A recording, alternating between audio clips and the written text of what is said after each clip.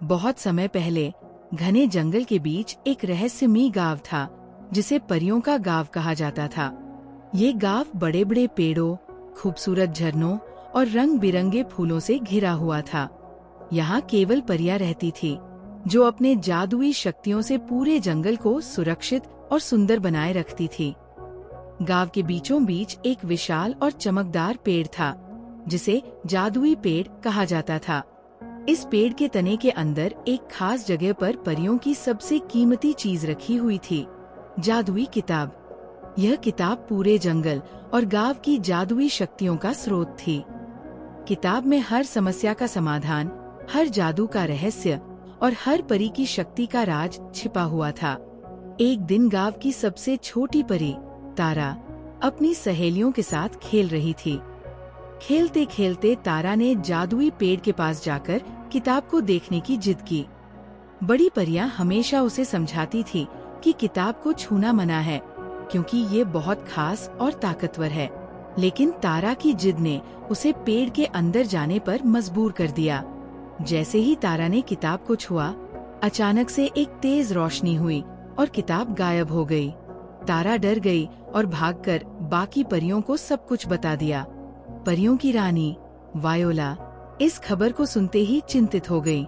उन्होंने समझाया कि अगर जादुई किताब को समय पर वापस नहीं लाया गया तो पूरे गांव और जंगल की जादुई शक्तियां खत्म हो जाएंगी। रानी वायोला ने परियों की एक टीम बनाई जिसमें तारा भी शामिल थी।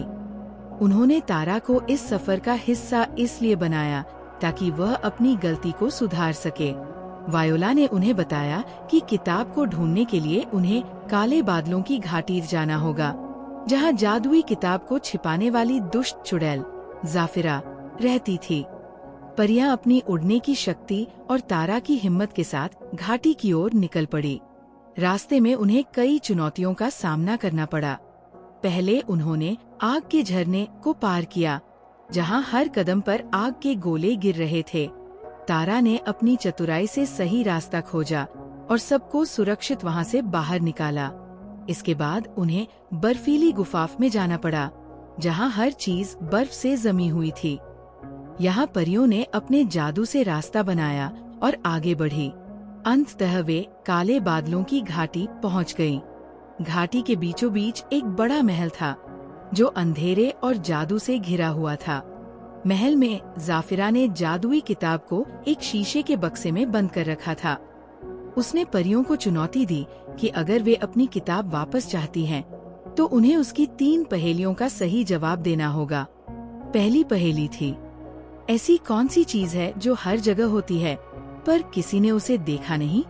तारा ने तुरंत जवाब दिया, हवा। दूसरी पहेली थी, ऐसा क्या है जो जितना ज्यादा खाए उतना ही भूखा होता है? परियों की एक साथी रोशनी ने जवाब दिया, आग। तीसरी और सबसे कठिन पहेली थी, ऐसा कौन सा खजाना है जो केवल देने से बढ़ता है? तारा ने थोड़ा सोचा और फिर मुस्कुराकर कहा, प्यार।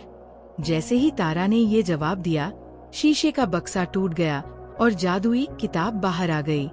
जाफिरा को अपनी हार माननी पड़ी, लेकिन जाते जाते उसने चेतावनी दी कि किताब का उपयोग हमेशा सावधानी और अच्छे कार्यों के लिए किया जाए।